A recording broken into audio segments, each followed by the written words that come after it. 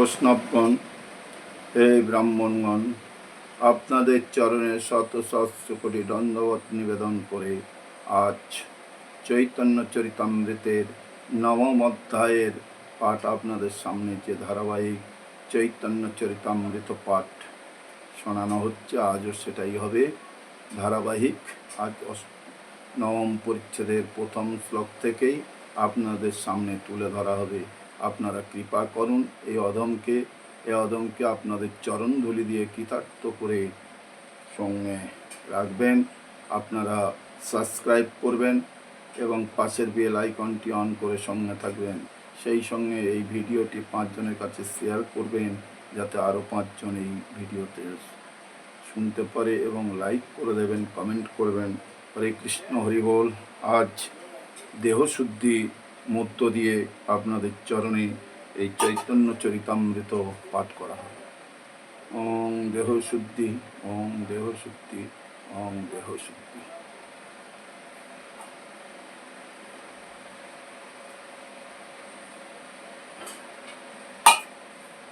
ওং নমো বিষ্ণু, ওং বিষ্ণু, ওং বিষ্ণু।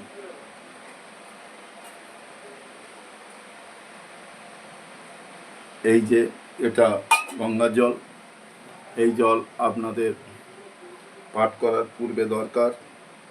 তাই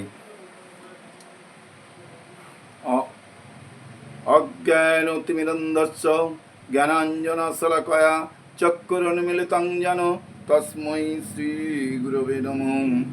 ওং তদ্বিষ্ণুপদং পরমং পদং সদা পশ্যন্তি সূরয়ো দিবিব চক্ষুরাততম বাঞ্ছাকল্পতরুভ্যশ্চ কৃপা সিন্ধুভ্যেব চ পতিতানাং পাবনেভ্যো বৈষ্ণবেভ্যো নমো নমঃ। নমো মহাবদানায় কৃষ্ণ প্রেম পদায়তে কৃষ্ণায় কৃষ্ণ চৈতন্য নামে কূর্তি সে নমো। পঞ্চতত্ত্বতত্ত্বকং কৃষ্ণং ভক্তরূপ স্বরূপকং ভক্তাবতারং ভক্তকং নমামি ভক্ত শক্তিকং। হে কৃষ্ণ করুণা সিন্ধু দীনবন্ধু জগৎপতে গোপেশ গোপিকা কান্ত রাধাকান্ত নমস্তুতে। তপ্ত কাঞ্চন গৌরাঙ্গী রাধে বৃন্দাবনেশ্বরী বিষভানু সুতে দেবী প্রণমামি হরিপ্রিয়ে। তপ্ত কাঞ্চন গৌরাঙ্গী রাধে বৃন্দাবনেশ্বরী বিষভানু সুতে দেবী প্রণমামি হরিপ্রিয়ে। জয় শ্রীকৃষ্ণ চৈতন্য প্রভু নিত্যানন্দ শ্রী অদ্বৈত গদাধর শ্রীবাসাদি গৌর ভক্তবৃন্দ। জয় শ্রীকৃষ্ণ চৈতন্য প্রভু নিত্যানন্দ শ্রী অদ্বৈত গদাধর শিবাসাদি গৌর ভক্তবৃন্দ। হরে কৃষ্ণ কৃষ্ণ কৃষ্ণ হরে হরে, হরে রাম রাম রাম হরে হরে। হরে কৃষ্ণ কৃষ্ণ কৃষ্ণ হরে হরে, হরে রাম রাম রাম হরে হরে। হরে কৃষ্ণ কৃষ্ণ কৃষ্ণ হরে হরে, হরে রাম রাম রাম হরে হরে। হরে কৃষ্ণ কৃষ্ণ কৃষ্ণ হরে হরে, হরে রাম রাম রাম হরে হরে। হরে কৃষ্ণ কৃষ্ণ কৃষ্ণ হরে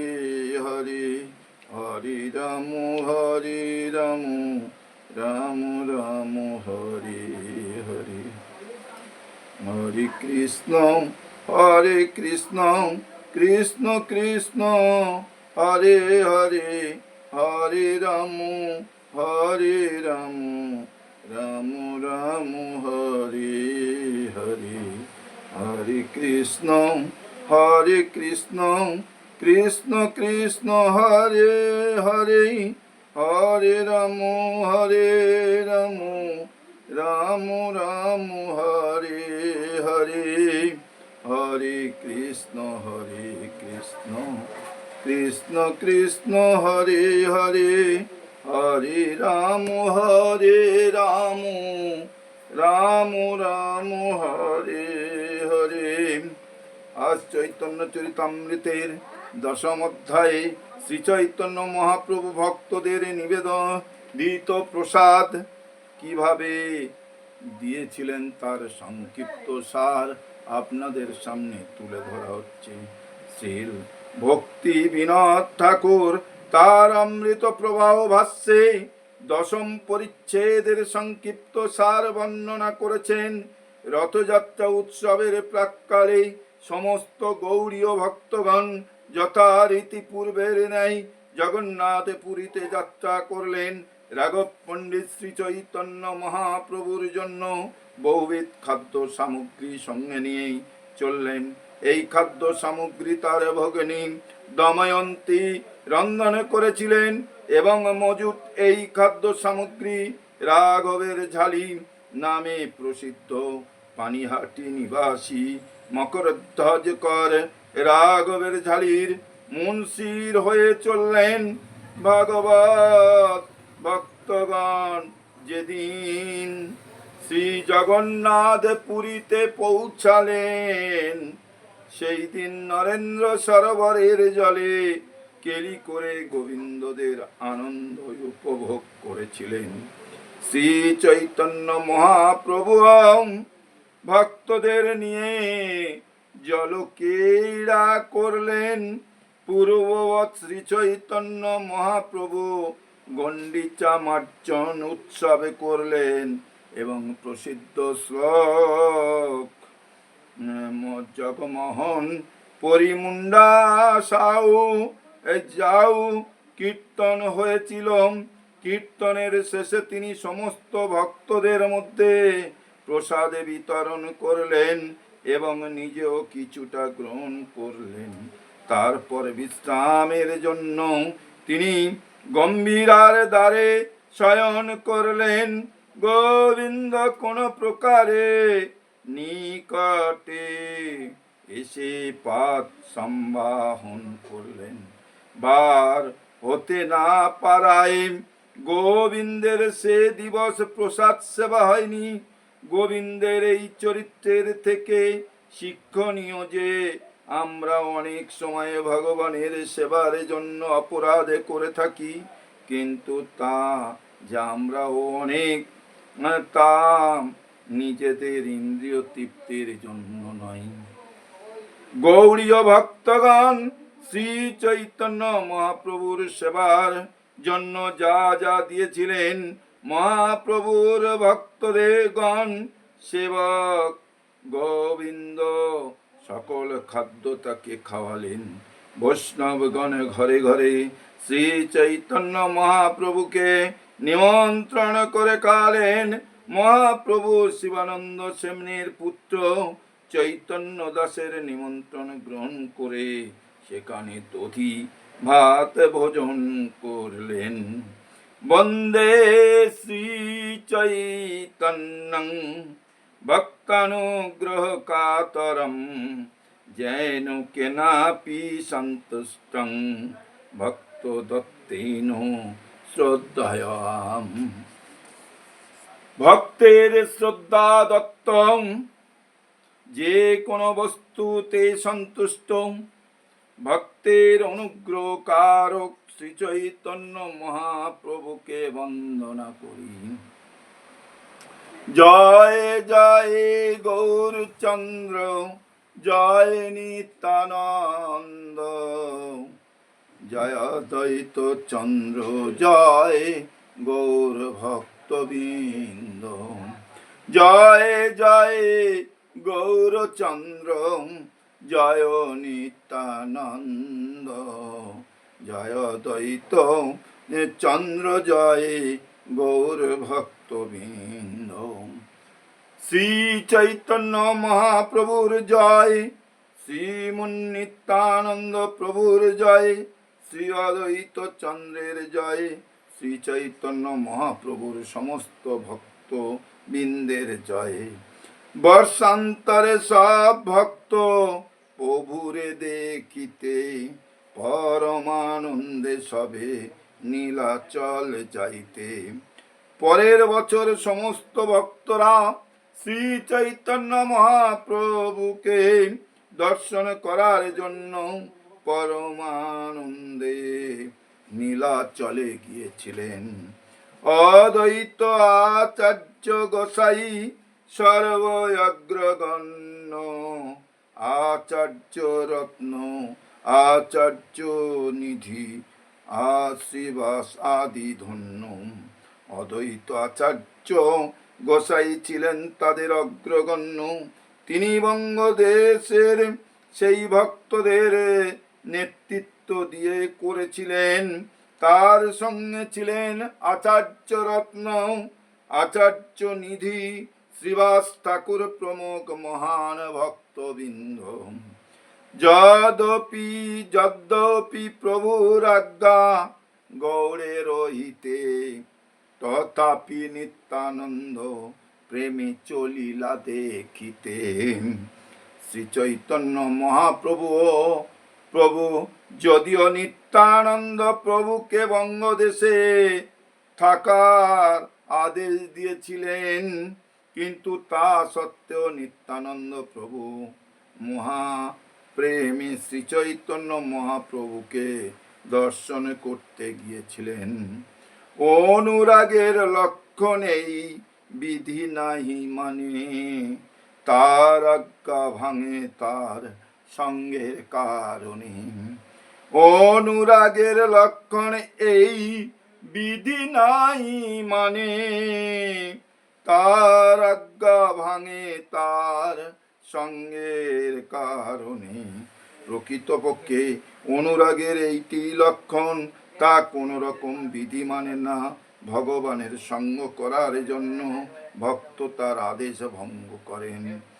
রাসে জয়ছে ঘর যাইতে, গোপীরে আজ্ঞা দিলা, তার আজ্ঞা ভাঙি তার সঙ্গে যে রহিলাম। রাস নৃত্যের পূর্বে শ্রীকৃষ্ণ যেমন গোপীদের আদেশ দিয়েছিলেন ঘরে ফিরে যেতে, কিন্তু তারা তার সেই আদেশ অমান্য করে তার সঙ্গ লাভের জন্য সেখানেই রয়েছিলেন। আজ্ঞা পালনে কৃষ্ণের জয়ছে পরিতোষ, প্রেমে আজ্ঞা ভাঙিলে হয় কোটি সুখ পোষ। কেউ যদি শ্রীকৃষ্ণের আজ্ঞা পালন করেন, তাহলে অবশ্যই শ্রীকৃষ্ণ সন্তুষ্ট হন।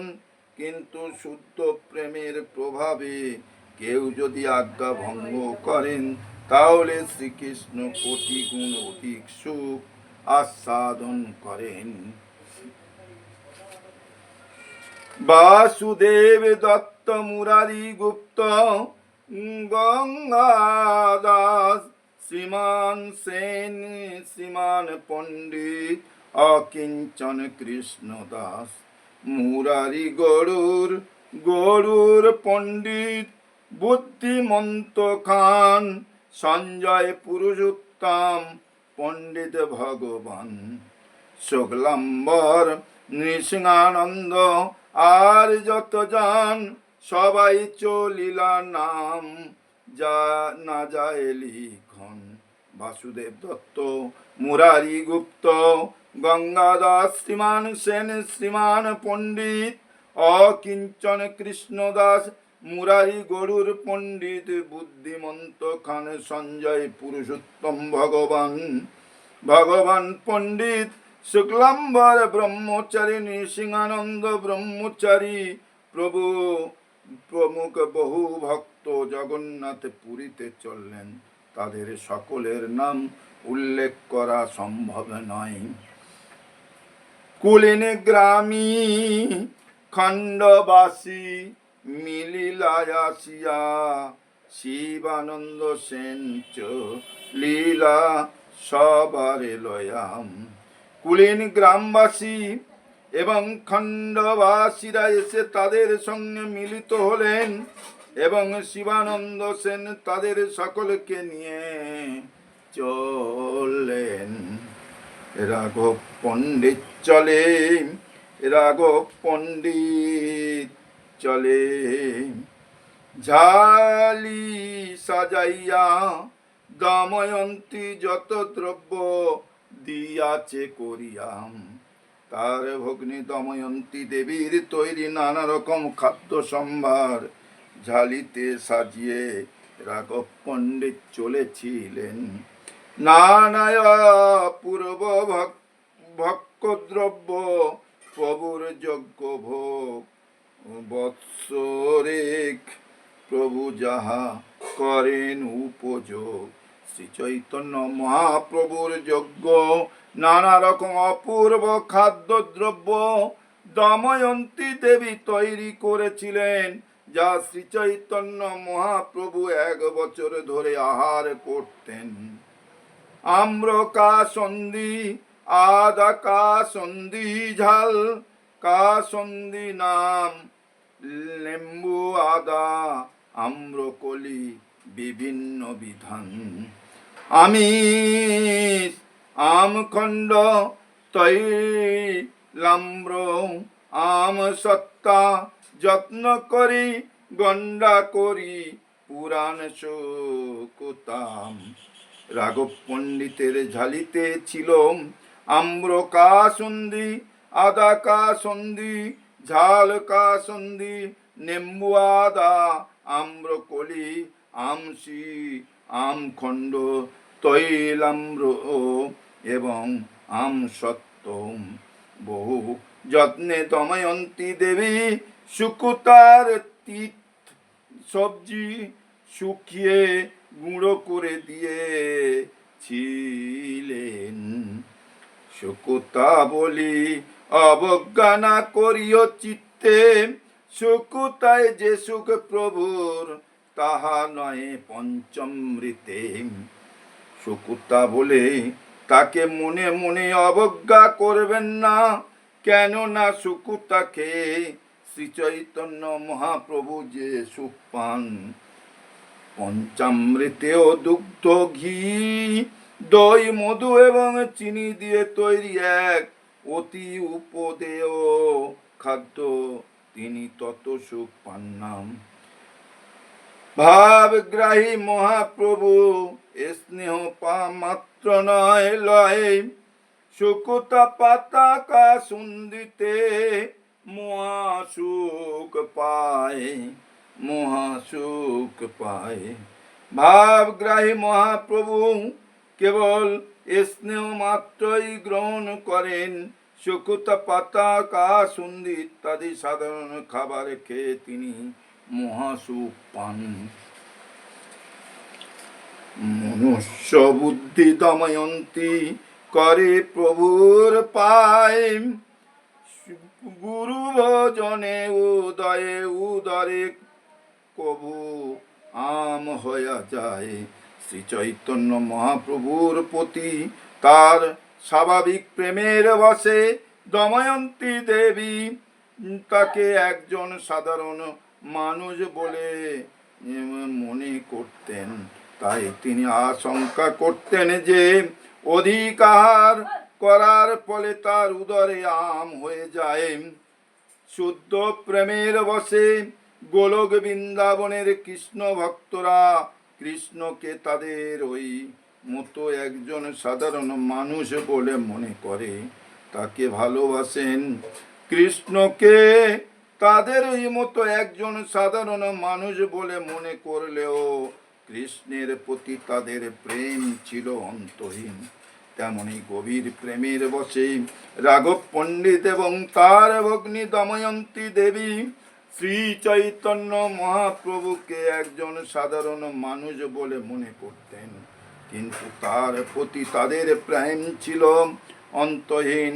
অধিক আহারের ফলে সাধারণ মানুষের অম্লপিত্ত নামক রোগ হওয়ার সম্ভাবনা থাকে, যার ফলে উদরে অম্ল হয়।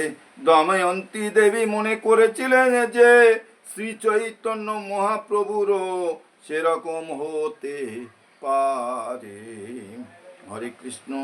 আজ এইখানে লীলা রাখলাম, আপনাদের চরণে শত সহস্র কোটি দণ্ডবত।